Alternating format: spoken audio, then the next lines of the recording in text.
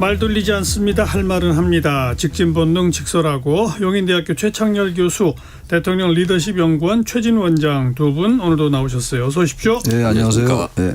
자, 금주의 뜬 인물 진인물부터 정리해 볼까요? 최 교수 뜬 인물 누굽니까? 오늘 뜬 인물은 저는 김민석 국무총리를 꼽았습니다. 네. 이게 이재명 대통령이 기자회견 때 아주 노골적으로 이제 추켜 세웠어요. 그리고 이제 당권 도전하겠다는 의사는 뭐 이미 표시를 했고 김민석 총리가 그런 상황 속에서 대통령이 사실상 나는 김민석 편이다 라고 저는 선언한 거라고 봅니다. 그러면서 그때 김민석 국무총리는 당권을 도전하겠다는 사람 중에서 가장 유리한 입지에 일단 섰다.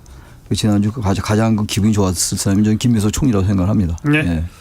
최진 원장 금주의 뜬 인물. 지금 뭐 일부러 다른 사람 얘기할 수는 없는 거 아니겠습니까? 네. 예, 똑같습니다. 그래서 이재명 대통령이 한성숙 총리를 새로 지명을 했는데도 불구하고 물러나는 김민석 현 총리가 훨씬 더 주목을 받고 있다. 그래서 지금 겉으로 외형적으로는 정청래 대표가 완전히 당권 지금 이 경쟁의 핵심인 것 같지만 실제로는 보이지 않게 김민석 총리가 당권의 어떤 새로운 주자로 확 떠오르는 것 같은 느낌 듭니다. 그래서 네. 김민석 꼽았습니다. 몇 군데 언론에서 여론조사 한 걸 봐도 김민석 총리가 앞서는 결과도 나오고 그렇더라고요. 그렇습니다. 예. 금주의 진인물은요, 최창렬 교수. 거기에 약간 이제 동전의 양면 같은 건데 정청래 대표와 장동혁 대표. 두 대표. 네, 두 양당 대표가 이 지방선거 끝나고 나서 서로 이제 졌다 이겼다 이제 평가가 다른데 아무튼 간에 전반적인 평가는 두 양당 대표의 선거는 다 졌다. 민주당 선거도 뭐 12대 4로 이제 외형적으로 수치상으로는 이겼다고 하더라도 이재명 대통령이 맞다나 이겨야 될 것도 졌다라는 느낌도 들어요. 평택을이라든지 부산 북갑 같은 경우도 그렇고. 그래서 어쨌든 정 대표가 상당히 수세에 몰려 있는 건 분명하고 말이죠. 장 대표 말할 것도 없고요. 장 대표는 당내에서조차도 이제 그건 뭐 이미 오래되긴 했습니다만 사퇴 압박을 받고 있는 두 인물. 그래서 어쨌든 지금 거대 양당의 두 대표가 대단히 아이러니하게 적대적으로 공생하면서 둘 다 수세에 몰려 있다. 이제 그렇게 이번 주가 가장 그게 이슈였던 것 같습니다. 예. 최진 원장 금주의 진인물. 한동안 조용하다가 갑자기 난데없이 뜬 인물인데요. 나경원 국민의힘 의원입니다. 그러니까 본인이 참 내가 만약에 서울시장 당선자라면 저 잠실 올림픽공원의 시위 현장에 바로 달려가서 사퇴 선언하고 재선거 선언하겠다 이런 이야기는 아무리 남 선거지만 참 너무 한 말이 아닌가 싶기도 하고 그리고 뭐 지금 위철한 선관위원장 뭐 사퇴 뭐 출국 금지 시켜라 그리고 상당히 좀 극우 포지션으로 다시 또 나오고 있어요. 그러게요. 예. 본인도 뭐라고 하냐면 내가 혹시 서울시장 선거에 관심이 있어서 하려고 한다는 이야기가 있는데 그런 저질 질문에는 답변하지 않겠다라고 했는데 실제로 보면 이거 장동혁 대표하고 합쳐서 말이죠. 오세훈 시장 재선거에서 무너뜨리고 나경원을 다시 내보내려고 하는 게 아니냐라는 언론들이 나오거든요. 마침 또 나경원이 막 목소리를 높이고 있기 때문에 그런 의혹 오해를 더 본인 스스로가 지금 자초하고 있는 셈이죠. 네. 나경원 의원이 좀 그 얘기가 나와서 얘기인데 좀 이해가 안 가는 게요. 2019년도 자유한국당 그때 원내대표를 했잖아요. 아주 강성 여전사의 모습을 유감없이 보여줬는데. 황교안 대표 때죠. 근데 그 이후로 언제부턴가 극우적인 모습으로 많이 나타나요. 그러게요. 그리고 윤석열 전 대통령 그 관저에서 앞장서서 절대로 이거 체포하면 안 된다라고 했던 여러 의원들이 물론 있었죠. 우리 국민의힘에. 그중에서도 가장 돋보였던 게 그야말로 이 나경원 의원이거든요. 나경원 의원이 이렇게 할 이유가 별로 없을 것 같은데 지역구도 사람이 변했나 봐요. 편한 거 같아요. 참 이해가 안 가요. 진짜. 어떤 때는 안타깝기도 하고 이렇게까지 할 이유가 없을 것 같은데. 제가 한번 이제 이 사석에서 만난 적이 있거든요. 나경원을 만나서 저는 전에는 상당히 제가 개인적으로 호감이 있었는데 요즘은 좀 비호감입니다. 웃으면서 그랬어요. 그랬더니 바로 본인 답변을 그러더라고요. 제가 극우라서요. 그러더라고요. 본인 그래서 극우 아닙니까 요즘에 그랬더니 아니에요. 극우 아니에요. 뭐 그러더라고요. 그러니까 말은 그래서 이제 말씀으로는 극우 아니라고 실제로 보이는 모습은 다 극우인데요. 뭐 했더니 그냥 웃고 말던데 참 확실히 극우 행보 맞습니다. 요즘 보여주는 최근 우리나라에서 모습은. 극우라는 게 꼭 파시즘, 나시즘이 아니더라도 그런 행태를 극우라고 우리가 부르는 거예요. 통념상 말이죠. 남들이 누가 보느냐가 중요하지 본인이 아니라고 우기는 게 무슨 의미가 없죠. 과도하게 그나저나 지금 이제 우리 일반 국민 여론조사에도 재선거 이런 문항들이 막 들어있고 그래서 청취자분들을 위해서 법률적으로 재선거를 하려면 좀 그 절차를 좀 알려주시죠. 예, 예. 그러니까 선거에서 이긴 사람은 재선거 요구할 권한도 없잖아요. 없죠. 선거에서 진 사람이 이 선거에 문제가 있다라고 선관위에 소청을 하고 선관위가 받아들이면 재선거가 되는 거지만 선관위는 대부분 안 받아들이면 그렇죠. 그걸 법원에 소송을 가져가서 법원에서 판결이 내려야 재선거가 되는 그러니까 그거 아닙니까? 정확하게 절차를 말씀하신 거예요. 근데 그러니까 지금 그 절차가 지금 뭐 진행 중에 있다고 보기 어렵죠 지금. 글쎄요. 네. 그래서 지금 재선거 주장은요. 이번 선거가 뭐 대단히 부실한 선거죠. 단순하게 투표용지 부족뿐만이 아니라 너무나 많이 나타나고 있어요. 네. 지금 도저히 이해가 안 가는 건데 그럼에도 불구하고 그게 재선거를 할 때까지는 이것도 절차를 따라야 되는 거거든요. 법률적인 절차, 헌법의 절차를 따라야 하는 것이기 때문에 너무 무리한 주장인 거예요. 더군다나 이제 일반인들이 뭐 그렇게 주장할 수는 있다 치더라도 정치인들이 자신들의 이해관계에 따라서 자꾸 이 재선거를 주장하는 이런 행태는 대단히 위험한 겁니다, 사실은. 그러니까 재선거를 강력히 주장하는 정치인이나 개인 청년들, 보수 사람들에게 제가 이제 가끔 개인적으로 물어보거든요. 그러면 이 재선거의 절차를 아느냐.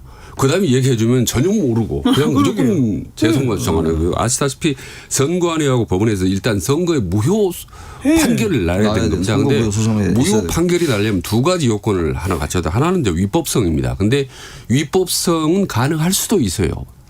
일부 투표소 같은 경우는. 근데 그것도 전체 무효가 아니라 일부 투표소 무효일 가능성이 높죠. 예. 그래서 전체 선거가 무효로 나올 가능성이 매우 적습니다. 일단 1번도. 근데 2번이 훨씬 더 어려운 건데 당락에 결정적인 영향을 미쳐야 되는 겁니다.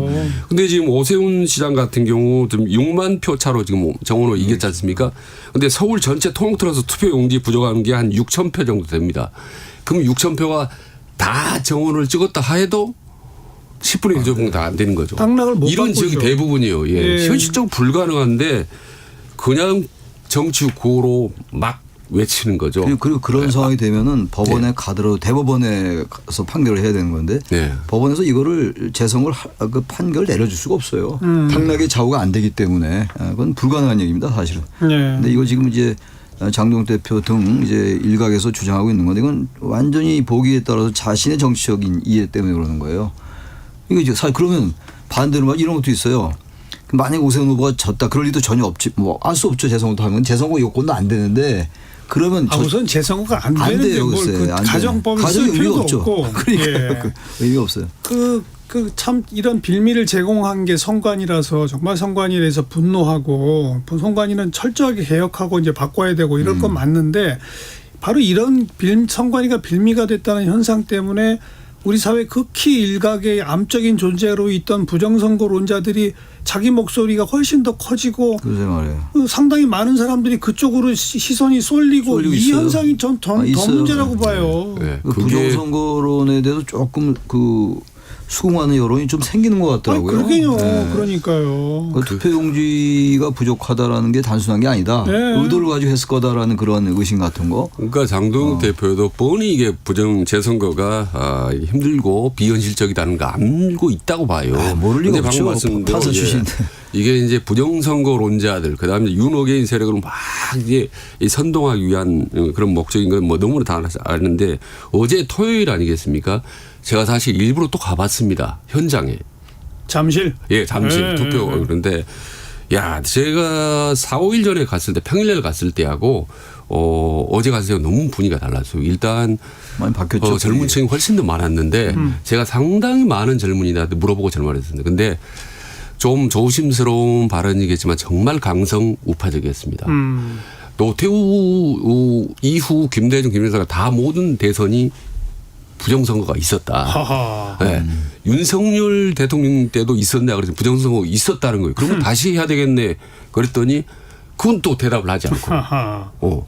그러면 지금 이 지방 재선거 하는데 광역단체장 16개 포함해서 전체 통틀어서 요번에 선출된 게 4,241명이다. 요거 다 다시 새로 뽑자는 거냐.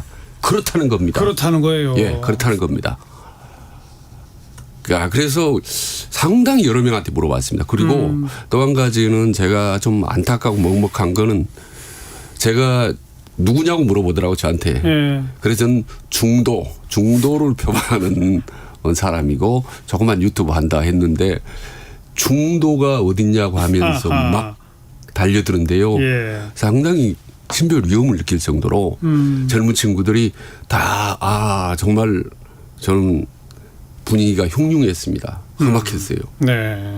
거기 전부 부정선거들 하니까요. 다 누구나 다 거기 만난 사람이 어제 20명 넘게 질문해 봤는데 다 이건 부정선거고 100% 다 싹 다시 선거해야 된다는 양상이 겁니다. 좀 바뀌는 것 같아요. 처음에 6월 3일 날 이제 부정선거가 아니라 그 투표용지 부족 이제 그 사태가 보도가 되면서 밤늦게 그 다음 날 며칠까지는 계속 젊은 층들이 가면서 청년들이 가면서 성조기는 들이지 말자라든지 그렇죠. 부정선거나 재선거 이런 얘기 하지 말자 이런 분위기였는데 초반에는 그랬다고 그래요. 처음에 그랬어요. 근데 그 다음에 완전히 바뀌었어요.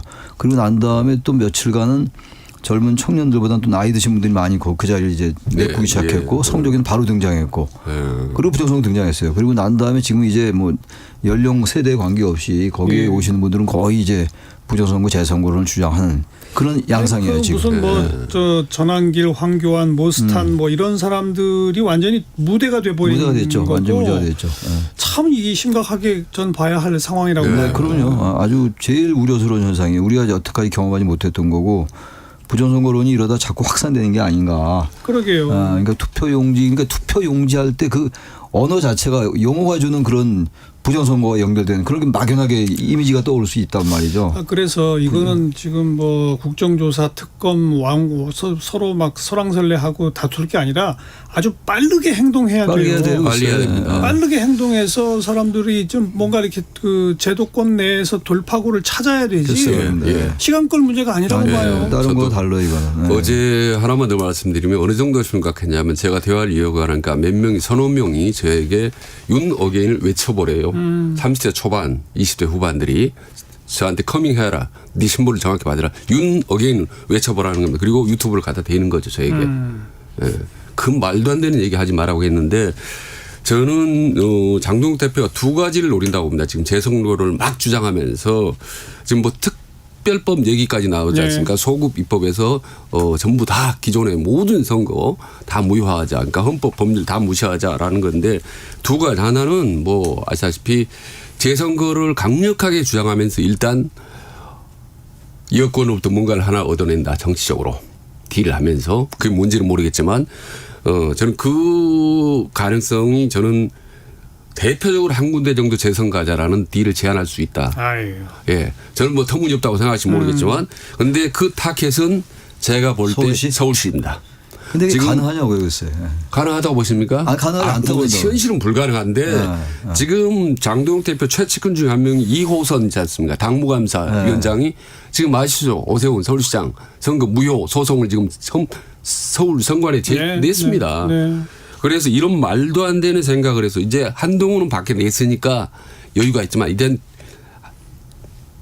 오세훈만 어떻게든 좌절시키거나 발을 묶어놓은 꽤 더 유지할 수 있다라는 거 요 목표 하나 하고 또 하나는 윤 어게인 세력이 그동안에 상당히 좀 와해되거나 명분이 좀 뒤로 밀려서 좀 주춤한 건 사실 아닙니까? 요거 다시 불씨지배자.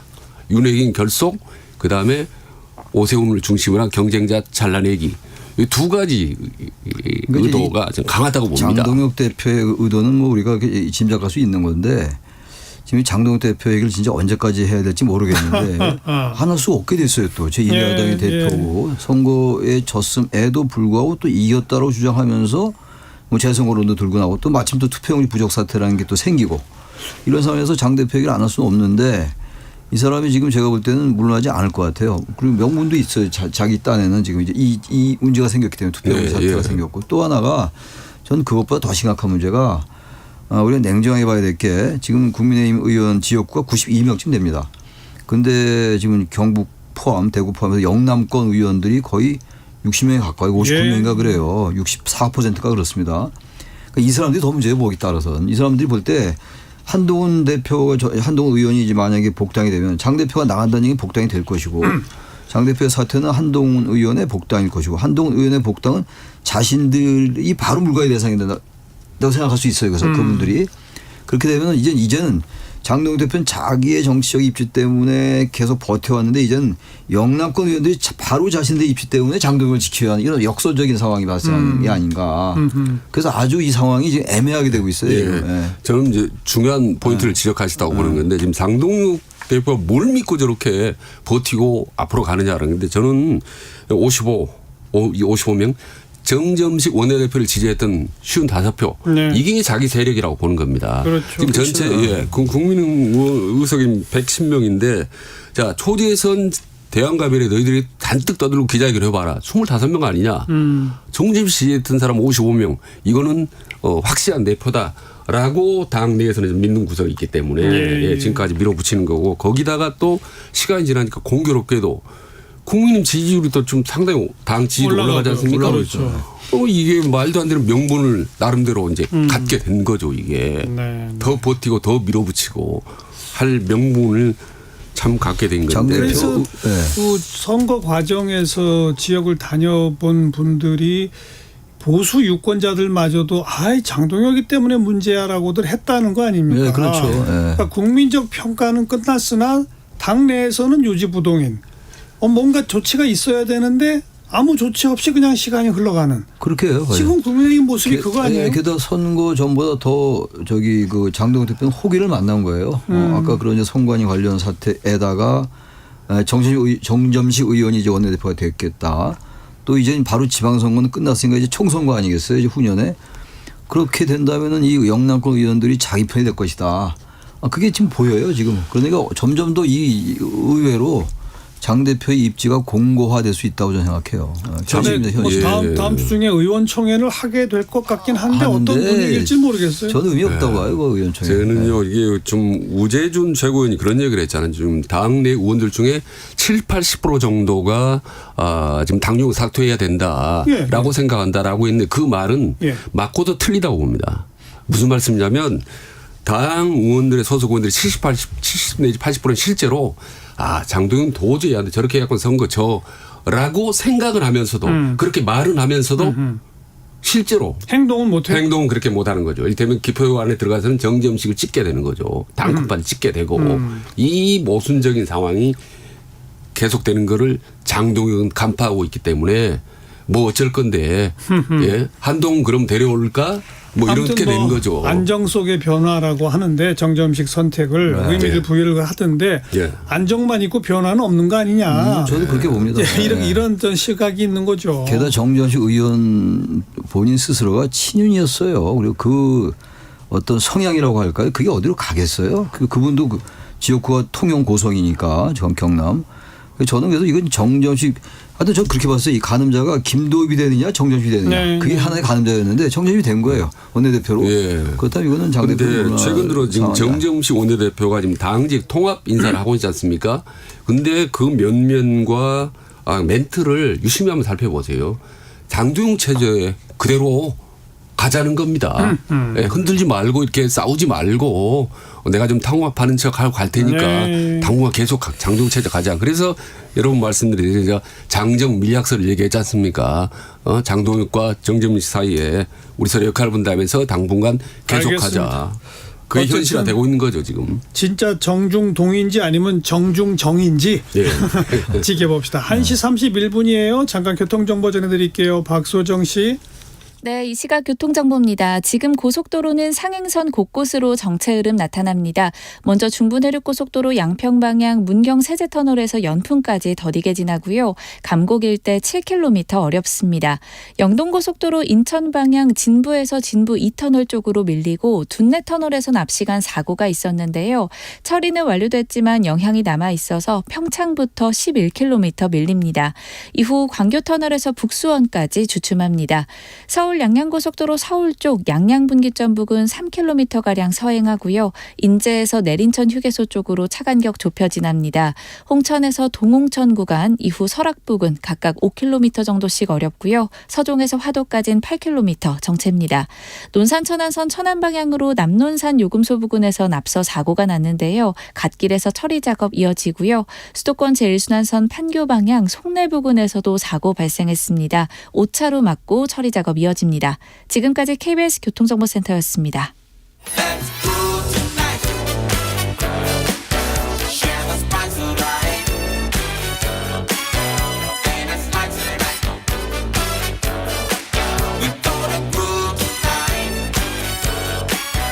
MC 정관용.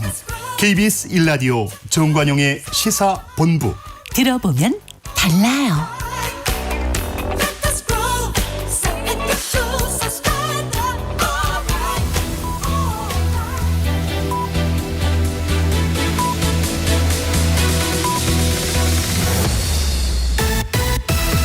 직진 본능, 직설하고 고고고.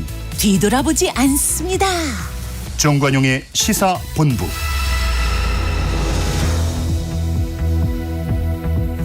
매주 일요일 2부 직진본능 직설하고 용인대학교 최창렬 교수, 대통령 리더십 연구원 최진 원장 두 분과 함께하고 있습니다. 자, 금주의 핫한 한마디 최창렬 교수는 뭘 꼽아오셨어요? 저는 이재명 대통령과 정청래 대표 말인데요. 이재명 대통령이 기자회견할 때 아까 잠깐 말씀드렸습니다만 이겨야 하는 것을 졌다고 하면 최소한 성공은 아니다. 납득할 수 없는 상황이 벌어졌다. 이 말하고 또 순방 중에도 이런 말씀을 했어요. 이재명 대통령이 여당은 주어진 권력으로 책임을 지는 능력과 실적 포용과 통합이 비중하다. 이 얘기는 제가 볼 때 완전히 김민석 총리 편이다 나는. 그리고 정청래 대표 당신 물러나시오. 이렇게 들렸어요 저는. 네. 왜냐하면 주어진 권력으로 책임을 져야 된다는 얘기는 정청래 대표를 의식한 말로 해석되기 충분해서 그렇고 또 정청래 대표는 그 전에 이재명 대통령의 그 이제 기자회견 말씀에 대해서 국민은 영원하고 정권이 짧다. 그러게요. 이거는 완전히 대통령을 도발한 거로 볼 수 있어요. 이 두 마디는 대단히 그 지금 현재 여권 내에서 벌어진 이 권력 현상을 맞습니다. 대표하는 거다 이렇게 봅니다. 예. 최준 원장 금주의 한마디. 야, 지금 유럽 순방 중인 이재명 대통령이 트위터에 글을 날렸지 않습니까? 그렇죠. 그런데 정말 센 발언인데 지금 독일의 그 세계적으로 유명한 그 사회과학자인데 막스 베버 말을 인용한 거죠. 정치인의 자질인데 이 부분에 대한 이게 답변은 조금 전에 말씀 정청래 대표의 권력은 짧다에 대한 이재명 대통령발 그런 답변의 성격이 좀 강하다고 봅니다. 그런데 네. 이제 이 좀 외국 학자의 말을 인용하다 보니까 조금 더 복잡하긴 한데 이걸 간단하게 우리식으로 그 메시지만 정리하면 정치인은 신념 윤리보다 책임 윤리가 더 중요하다. 눈앞에 이익만 쫓는 기회주의자는 안 된다. 편가르게 집중하는 무능한 선동가가 되면 안 된다. 독선과 진영에 빠지면 안 된다. 이상을 잃고 권력 유지에만 급급하면 절대로 안 된다. 현실을 냉정하게 바라보는 균형 감각이 필요하다. 갈등과 반발은 최소화하는 큰 그릇이 되어야 한다. 이런 메시지입니다. 누가 보더라도 누구를 향한 말인지는 팍 귀에 들어오지 않습니까? 그래서 저는 유럽에서 순방 과정에 그 바쁘고 중요한 일을 한 그 와중에도 어떻게 보면 정청래 노, 김민석 예스 이런 메시지를 분명해요. 아주 확실하게 던진 게 아닌가 생각합니다. 이거 서로의 평가가 다를 수 없는 이런 것 같아요. 이거는. 여당의 열정은 자신의 진영이 아닌 국민 전체를 향해야 한다. 이 표현도 들어있잖아요. 맞죠. 그러니까 정청래 너는 진영 정치만 하고 있다라고 그 강력하게 이제 비판한 것으로 다 해석이 되는 거죠. 이렇게 대통령이 당권 경쟁에 본격적으로 개입해서 특정 후보의 편을 들어주는 거 어떻게 평가하세요? 근데 이건 뭐 이렇게 좋고 나쁘게 선을 떠나서 말이죠. 이게 현상인 것 같아요. 현실은 현실인데. 대통령인데 약간 과도하게 느껴지긴 해요. 지금 당무 개입까지는 아니라 하더라도 대통령 이제 여당 소속이니까 어떤 형태든 간에 애둘러서 자신의 생각을 나타낼 수 있는데 너무 여러 번 나오는 것 같아요. 이 얘기가 기자회견 때도 나왔고 지금 이제 순방 중에도 이제 그런 지금 막스 베버 얘기도 그렇고 제가 소개한 글도 그렇고 지금 앵커께서 말씀하신 것도 완전히 정청래 대표를 향한 글이라고 해석하기에 충분한 거라서 어쨌든 그거는 적어도 이 가치의 측면에서 볼 때는 조금 약간 그 정도를 낮췄으면 좋겠다는 생각이 좀 들어요. 이쯤 했으니까 다 이제 알아듣는 거 아닙니까? 이제 알아듣는 거니까 당에서 알아서 할 일들이고 여권 내에서의 이제 그 권력에 참여하는 그 플레이어들의 몫이에요. 이제 대통령이 요쯤 해야 될 것 같아요. 더 나아가서 더 나가는 건 그건 좋지 않을 것 같고, 그리고 정청래 대표가 이쯤 되면 저는 연임 도전하면 안 될 것 같아요. 왜냐하면 이게 지금 이 정도 되면 말이죠. 선거에 진 거로 보는 거예요, 지금 민주당은. 근데 뭐 12대 4로 이겼다 하더라도요. 근데 이 상황 속에서 선거에 졌다는 평가가 가능하다면 선거에 졌으면 장동훈 대표도 선거에 졌으니까 물러나라는 거 아닙니까? 첫째 명분은 뭐 과거 윤호겐 이런 걸 떠나서 말이죠. 그렇다면 여당도 선거에서 졌으면 대표가 책임지고 사퇴하는 게 맞아요. 맞고 또 하나 이제 위험한 게 여권이 지금 이제 선거를 생각보다 성적이 안 좋았는데 명청대전이라는 말을 많이 하잖아요. 저는 명청대전이라는 말을 아주 싫어하는데 이게 약간 프레임 같은 거거든요. 근데 이게 진짜 이렇게 되면 완전 명청대전이 돼요. 그럼요. 이재명 대 정청래의 권력 다툼이 되기 때문에 이미 벌어지고 벌어졌죠. 있잖아요. 근데 이걸 이 정청래 대표가 이쯤에서 양보하는 게 맞다. 대통령이 책임질 수 없는 거 아니에요. 이게 사실 이재명 대통령도 여기 이번에 그 하정우 후보라든지 그 김용남 후보도 그렇고 김용남 후보는 뭐 덜하다 하더라도 정원호 후보, 네. 서울시장 후보 이재명 대통령이 픽 맞잖아요. 이재명 대통령에도 뭐 책임 예. 전혀 없다고 할 수 없어요. 패배. 하정우 후보는 뭐 꼭 이재명 대통령 픽이라고 말할 수 말하기는 없고 당이 없다 먼저 하더라도. 요구한 거니까. 요구한 거죠. 그러나 어쨌든 정원호 저- 시장 저는 후보는 확실하죠. 분명히 픽 맞죠. 일단 근데 이걸 정청래 대표가 이걸 대통령 당시 책임이라고 말할 수 없는 거 아니에요. 이때 대표가 양보할 수밖에 없어요. 권력의 생리상. 예, 일단 국민들은 저는 이제 두 가지 양상을 지켜볼 것 같아요. 그러니까 하나는 대통령이 좀 무리하게 속마음을 드러내는 거 아닌가. 또 하나는 정청래 대표가 너무 무리하게 연임을 하려고 하는 거 아닌가라는 두 가지 잣대를 댔고 민심에 저는 저울질을 하고 있다고 봅니다. 근데 이게 시간이 갈수록 저는 후자일 가능성이 높다고 보는 이유가 있습니다. 정청래가 무리하게 당권 연임하려고 한다. 왜냐하면 과거 윤석열 전 대통령 같은 경우는 당대표 하고 있는 걸 도중에 하차시키려고 그랬습니다. 쫓아내려고. 그렇죠? 그럼요. 그거 완전히. 근데 정청래 대표는 했습니다. 1년은. 그렇죠? 임기 채웠습니다. 또 하나는 출마 자체를 못하게 윤석열은 다 막았어요. 그렇죠? 그런데 정청래 대표는 이미 했기 때문에 연임은 좀 안 했으면 좋겠다라는 게 대통령의 뜻이지 않습니까? 그래서 정말 어떻게 보면 지난 1년 동안 정청래 대표는 많은 걸 정말 마음껏 했어요. 당 대표로서 누릴 수 있는 권력과 모든 걸 다 했기 때문에 이 부분은 여론이 후자로 갈 가능성이 높다라는 거 보고 하나는 정말 이 당권 투쟁 최악의 결과가 제가 지난번에 말씀드렸지만 이 투쟁과 갈등 속에 정청래 대표가 당 대표가 전당대회에 나가서 당선돼 버리는 경우 어떻게 되겠습니까? 레임덕이 온다. 그걸 떠나 일단 모든 언론은 정청래가 대통령을 꺾었다 이렇게 이런 그렇죠. 식으로 할 겁니다. 그렇죠? 네. 그리고 그러니까 레임덕은 레임덕이죠. 그래서 당청 관계 어떻게 되겠습니까? 제대로 작동이 되겠습니까? 지금 집권 2년 차는 정책적인 성과들 그다음에 요즘 분노한 2030 정책 일자리 다 해야 됩니다. 정말 제가 윤석열을 그 어떤 대통령에도 공통적으로 주장했던 내용은 집권 2년 차 막 들어가면 대표 성과를 내야 된다. 국회. 그래서 총리하고 당대표 정도는 옆에서 다 세게 뒷받침을 해줘야 된다. 그런 점에서. 또 하나가 2000년도 새천년 민주당 출범 이후에 연임한 사람이 한 명 딱 있어요. 그 이재명 대표입니다. 근데 이 정청래 대표가 이렇게 복잡한 여권 내 권력 이 현상 속에서 이거 연임하려는 건 이렇게 하면 안 돼요. 어쩔 수 없어요. 이 정청래 대표로서 억울하면 있을 수 있다 하더라도 한 명도 없어요. 이재명 대표 때 말고는. 그렇다면 이 정도 하면 연임 도전하지 말아야죠. 근데 저는 이제 무조건 주저앉히고 당국에 잘한 거 그 전에 사전에 사실 정청래 대표 긴밀한 소통이 필요하다고 봅니다. 이 비당권파 쪽에서도 예를 들면 좀 민감한 얘기지만 퇴로를 열어줘야 되지 않겠습니까? 정청래 대표에게. 예를 들면 제가 어제 그제 좀 민주당 사람들 얘기를 해보니까 좀 조심스럽지만 입각설도 나오더라고요. 그렇죠. 네, 예. 정치 대표 지금 송영길 지금 의원들 벌써 이제 입각설이 나오지 않습니까? 그렇죠. 예. 이런 거는 집권 여당 대통령이 갖고 있는 좋은 협상 카드 아니겠습니까? 그렇게 되면 상당히 의외로 좀 교통 정리가 막판이 될 수도 있겠다.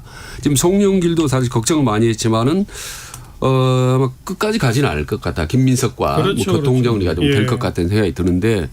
정청래 대표 입장에서 본다면 처음 초반에는 좀 솔직히 자존심도 있고 또 출마하겠다 했기 때문에 좀 가다가 예. 적절한 시점에 잘 좀 아름다운 이런 딜이 이루어졌으면 좋겠다. 정치인들이 그리고 물러날 때 물러나줘야 돼요. 2018년도 지방선거 때 홍준표 대표가 물러났잖아요. 예. 그리고 나서 2022년도에 대구시장으로 돌아왔어요. 근데 이 물러나는 게 완전히 자기가 정치에서 사라진다고 생각하면 안 돼요. 계속 버티는 게 오히려 정치에서 사라지는 거거든요. 그러니까 장동 대표도 그렇고 양대 거대 정당의 대표들이 조금 이런 걸 생각할 필요가 있어요. 너무 집착하는 것 같아요. 양당 거대 정당의 대표들이 말이죠. 그리고 뭐 좀 이런 좀 민감한 얘기지만 나이로나 볼 때도 아직 얼마든지 가능성이 있습니다. 정청래 뭐 정치 마지막 예. 생명 걸 뭐 정치 생명 걸고 할 만한 그런 전혀 단계는 아니죠. 뭐 며칠 전까지만 해도 그냥 당권 갈등 뭐 본격화 뭐 네, 그랬죠. 전운이 감돈다 명청대전 뭐 네. 이런 식으로 쭉 구도가 잡히더니 대통령이 연일 이런 강성 발언을 내놓으니까 그렇죠. 네. 바로 오늘부로 네.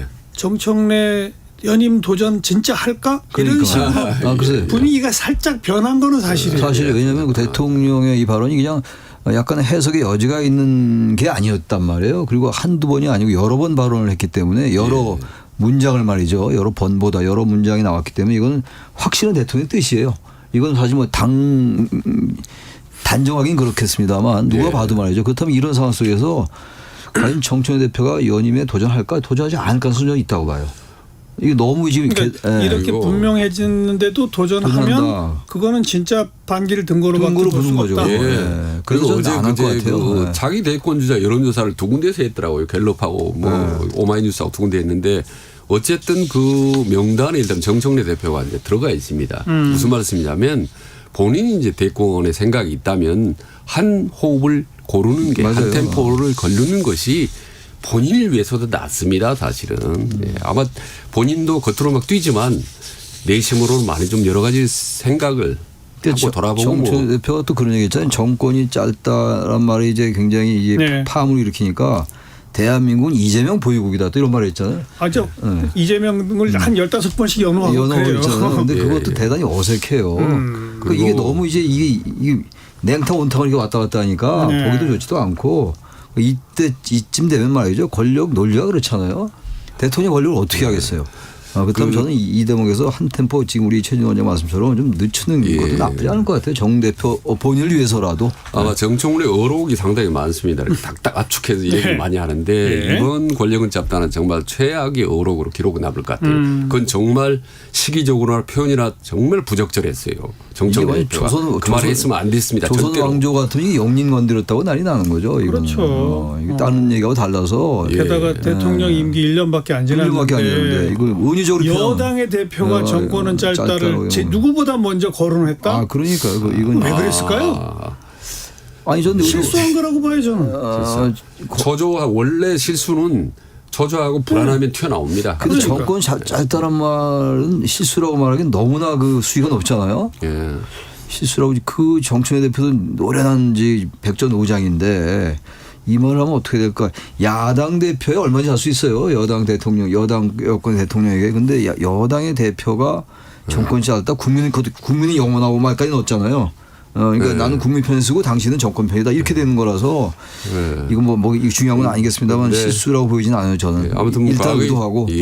과거에 모든 정치인이나 권력자들이 말도 안 되는 행동을 갑자기 하는 경우는 두 가지. 하나 아까 말씀드린 불안 처자할 때 엄청나게 분노할 때 이때 갑자기 시말로 이제 뚜껑이 열리면은 엉뚱한 말들이 툭툭 튀어나오는 건데 이번은 정말 해서는 안 될 최악의 이 발언으로 아마 기록이 될 겁니다. 본인도 아마 후회하지 않겠습니까? 지금 도발이에요, 도발. 어쨌든 뭐 예, 그렇죠. 좋거나 나쁘다는 건 대통령에 대한 도발로 해석할 수밖에 그렇습니다. 없어요. 이건 어쨌든. 예. 정권 이게 스스로 본인의 발목을 잡아버리는 결과가 됐죠. 그 발언이.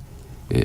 이재명 어떻게 그런 대통령도 발언을. 성격상 또 가만히 있지 않아서 계속 이제 순방중에 쏟아내는 거 아닙니까 지금. 완전히 이제 기정사실화되는 예. 연임 도전 자체가 안 되는 상황으로 기정사실화되는 그런 분위기로 갔다고요. 그리고 하나 아무튼 덧붙이면 이러다 급판에 보니- 어떻게 광주를 가서 첫 최고위원을 합니까? 그는 완전 아무튼 뭐 당의 대변인 중에 하나가 이재명 대통령을 향해서 윤석열 전 대통령이 김기현 대표 시키듯이 그런 식의 것을 한다는 식의 발언을 했다가 바로 네. 대변인직을 사임한 네. 일도 네. 있었잖아요. 예. 그러니까 지금 이제 정청래 체제의 사람들은 대통령이 당 대표에 자기 사람 심으려고 하는 건 윤 대통령하고 뭐가 다르냐? 뭐 이런 그렇게 식의 그런 논리인 거죠. 가는 건데 예. 이제 그럴수록 이제 이 양쪽의 당 대표와 대통령의 이 갈등이 더 심해질 거예요. 그렇게 되면. 그러니까 이제 이 정청래 대표가 뭐 연임 도전은 안 할 수 있다고 제가 말씀드렸습니다만 뭐 잘 모르겠는데 정 대표도 만만치는 않아요. 이 당원들 강성 당원들의 그러니까요. 결집이 만만치 않고 아무튼 1인 1표가 있고 그다음 보안수사권 폐지 이런 정책적인 문제들이 있잖아요. 의제들이 있기 때문에 이게 이제 정 대표가 볼 때 만약에 이걸 밀고 가서 설령 여권 내 엄청난 파열음이 일어나더라도 난 밀고 가겠다. 그럼 그건 명청대전이 되는 거예요. 그야말로. 되는 거죠. 그건 이제 앞으로 상황에 따라서 이제 여러 판단이 있을 수가 있는데 강성당원에다가 당원 결집이 보안수사권 폐지 얘기 나오고 또 1인 1표가 또 있잖아요. 거기가. 이렇게 되면은 과연 어떻게 될까? 정 대표가 지금 아주 판단이 어려울 겁니다. 아마. 밀고 나올 수도 있고. 예, 아까 그 앵커 말씀하신 그 부분을 분명히 말씀할 필요가 있는데 윤석열 전 대통령, 이재명 대통령 케이스가 다른 가장 중요한 포인트가 이재명 대통령 같은 경우는 마음대로 하십시오. 횟수 1년 동안 마음껏. 다만 연임을 좀 잘했으면 좋겠다. 이거거든요. 그래서 1년 동안 대통령하고 충돌을 해가면서까지 정청래 대표 다 하고 싶은 거 다 한 거 아닙니까? 1인 1표제도 그렇게 그렇죠. 반대했지만 본인 관철됐고. 그렇죠? 근데 이번에 여기 같은 것도 좀 보안수 사건 같은 경우도 이렇게 대통령과 정부가 좀 고민하고 그러면 그런 부분에 당 대표가 조금 좀 탄력성을 보여줄 필요가 있는데 그걸 그냥 공개적으로 그냥 다 안 된다고 본인 입장을 너무 강력하게 주장하면 이 좀 너무 이번에 이제 과도한 이렇게 게 아닌가. 상황이 이제 몰리니까 오히려 이제 그 정책적인 아젠다로 이제 보안수 사건 폐지를 더 들고 나오는 거예요. 지금. 그러니까요. 이렇게 되면 전혀 강성당원 지지 끌고 위해서 가겠다는 거죠. 가겠다는 거죠. 이제 그렇게 되면은 이 상황이 점점 악화되죠. 이렇게 악화되면 말이죠. 제가 가끔 말씀드린 겁니다만 이 대통령제에서 더구나 지지율이 높은 대통령 최근에 뭐 낮아지긴 했다고 합니다만 다 당하기가 어려워요. 권력의 논리가라는 게 있어요. 예. 그러니까 2인자나 3인자가 항상 착각하는 게 뭐냐면요. 일단 대통령이 되면 지는 해라고 생각해요. 그렇죠. 근데 실제로는 떠 있는 해거든. 예. 지는 해가 아니죠. 2년차는 지는 해라면 최소한 4년은 넘어야 되는 건데 그리고 본인은 항상 2인자 3인자는 본인이 뜨는 해라고 착각을 하는 거죠. 그건 아직 뜨는 해 정도가 아니라 아예 해 자체가 되지 않은 상태죠. 아니, 그건 이제 해가 임기 1년이나 몇 개월 남겨놓고 그때 얘기인 거고 지금 이제 한창 펄펄 끓는 태양인데 지금 뭘 어떻게 지는 해냐고요. 지금 지지율 높은데. 그런 점에서 이 내려놓고 정 대표가 뭔가를 좀 본인과 주의를 한번 되돌아보는 거는 좋은 본인의 어떻게 보면 전화위복 계기가 될 수 있다. 만약에 지금 유럽에 나왔으면 G7이 얼마나 중요한 회의인데 네, 여기서 그치. 대통령이 SNS. 메시지를 날칠 그러니까요. 정도인데 이거를 외면하고 무시하고 받아들여야 돼요, 본인 이건. 뜻대로 간다 할 경우는 아마 정부 여당은 어렵지만 정말 본인 정청래 대표가 정말 힘든 상황이 글쎄요. 올 수 있기 때문에 그런데 현명한 뭐 판단을 하지 않을까 싶습니다. 정확히 기억을 못 하거나 좀 이제 잠깐 그 좀 기억에서 멀어졌을 수도 있지만 여러 차례 충돌이 왔어요. 있었죠. 사실 그동안에. 있었죠. 센 충돌이 여러 센 번 충돌이 있었죠. 여러 번 있었어요. 있었죠. 아니 뭐 주가 막 5천 돌파하고 그럴 때 생뚱맞게 다른 뭐를 또 내놓기도 한다거나 대통령 해외 순방 막 하고 성과 해야 되는데 그냥 정치권 일명 기사가 1인 1표로 도배를 한다거나 맞아요. 뭐 예. 그다음에 조국 혁신당과의 그 합당 합당 얘기도 논의도 했고. 막 갑자기 예. 불거지고 이게 여러 번 정청래 많았어요. 발 충돌이 있었어요. 이 충돌이라고 한 얘기는 정청래가 뭔가를 하려고 했는데 청와대나 이쪽에서 지금 비토를 내거나 비토라고 이제 불만을 제동을- 표시해서 제동을 걸고 물 돌아서고 한 일이 몇 번 있었단 많이 말이에요. 있어요. 재판중지법도 있었고. 그런데 예. 이제 이 와중에 정권은 짧다까지 나온 와중에 또 게다가 보안수 사건 폐지 한 줄을 올리고 그 바로 맞받아서 정성호 법무장관이 이건 문제가 있다라는 식의 발언을 내놓고 지금 이미 정면 충돌하고 있는 거예요. 하고 있어요. 지금 장동익의 전략 아닌 전략이 그거 아닙니까? 세게 누군가가 충돌하면 자기 강성 지지층 결집한다. 근데 어떨 때 보면 정청래 대표가 그 전략 아닌 전략을 구사하는 게 아닌가. 그러니까 민주당 내에 강성 지지층 계속 더 결속하게 만드는. 아니, 그러니까 제가 방금 과거부터 여러 번 충돌을 쭉 설명드린 이유는 정청래 대표가 권력의 생리나 이런 걸 알면은 연임 도전 안 할 가능성이 높다고 하셨지만 네. 지금까지 보여준 행동은 아니라는 거예요. 글쎄 맞아요. 지금까지 보여준 행동은 그렇지 않을 계속 충돌이 있었음에도 불구하고 충돌하겠다는 거거든요. 네. 글쎄요. 근데 권력 논리인 정 대표가 그게 계속 관철돼 왔다고 생각하니까 그러다 지금 이제 뭐 이제 그 뭐 문털 문대 조털 이런 거 뭐 있었지 잘 흉내도 못 내겠는데 그 뭐 김어준 뭐 있잖아요. 그 조국 대표 유시민 작가 이래가지고 근데 이 그룹이 유효하다고 생각할 수 있어요. 정청래 대표로서는 이 강성당원들이고 이게 친문 친노의 전통적인 우리 민주당 지지층이다. 너희들 뭐 이재명으로 하지만 그래봐야 정책 몇 개로 하는 거 아니냐. 우리는 못 이길 것이다. 한번 한 김에 해보자. 라고 판단할 수 있다니까요. 그러니까요. 그럴 수 있어요. 충분히. 그러니까 집권 1년 차에도 조금 전에 말씀대로 굵직굵직한 그런 충돌들이 많았는데 집권 2년 차에 들어가면 만약에 정청래 대표 연임을 하게 되면 훨씬 더 강도라든지 빈도수가 세질 수 있죠. 찾아지지 않겠습니까? 갈등에. 이거를 아마 국민들도 우려하는 거고 당원들도 많이 우려하기 때문에 그런데 이제 정말 그 당원들이나 이분들도 분명히 지금 양분돼서 싸우고 있어요. 싸우고 있죠. 네. 뭐 부정할 수 없는 게 문재인 그 노무현 조국 이렇게 이어지는 그 일련의 정통 자기들의 주장으로는 정통 민주당 세력. 그리고 이재명 대통령이 집권 1년 그 기자회견하고 지방선거 평가하면서 마치 평택을 그 후보를 지칭하는 것처럼 우리가 좋다고 우리 쪽으로 영입된 사람을 마치 그 남의 집안 그렇죠. 사람이라고 그렇게. 자꾸 하면은 이게 되느냐라는 말. 그 말과 요번에 글을 쓴 여당은 그 진영이 아니라 국민을 향해 가야 한다. 이 말도 정통 민주당 세력이라고 주장하는 너희들은 맨날 진영 정치만 하는 거 진영하도 그 아니냐. 얘기예요. 예. 진짜 집권 여당이 되고 대통령이 권력을 가진 사람은 전체 국민을 향해서 더 통합하고 포용하고 포용해야 된다는 넓혀야 한다. 얘기예요. 예, 진짜. 그러니까 계속 전쟁 중이라고요. 전쟁 중이에요. 두 세력이. 그럼요. 양쪽도 지금 포탄을 날리고 있는 거예요 지금. 네. 예, 지금 그런 상황인데 정 대표가 현명한 판단을 하겠죠. 이 여권에 자꾸 이게 하여튼 충돌할 때 다음 주 중에는 결론이 날 것 같아요. 조금 보이겠죠. 네, 이게. 그러지 제가 보기에. 가다히 않겠습니까? 보일 거예요. 전쟁으로 가느냐 네. 한 발짝 물러서느냐. 뭐 그리고 시간이 지속되면 큰일 납니다. 민주당 완전히 콩가루지만 되기 때문에 다음 주 중에는 결론이 날 거고 나야 된다고 봅니다. 자, 오늘 여기까지 용인대학교 최창렬 교수, 대통령 리더십 연구원 최진 원장 두 분과 함께했어요. 고맙습니다. 네, 예, 고맙습니다. 감사합니다. 럭키 스타스의 마이 라이프 들으시고요. 다음 주말 뵙겠습니다. 안녕히 계세요.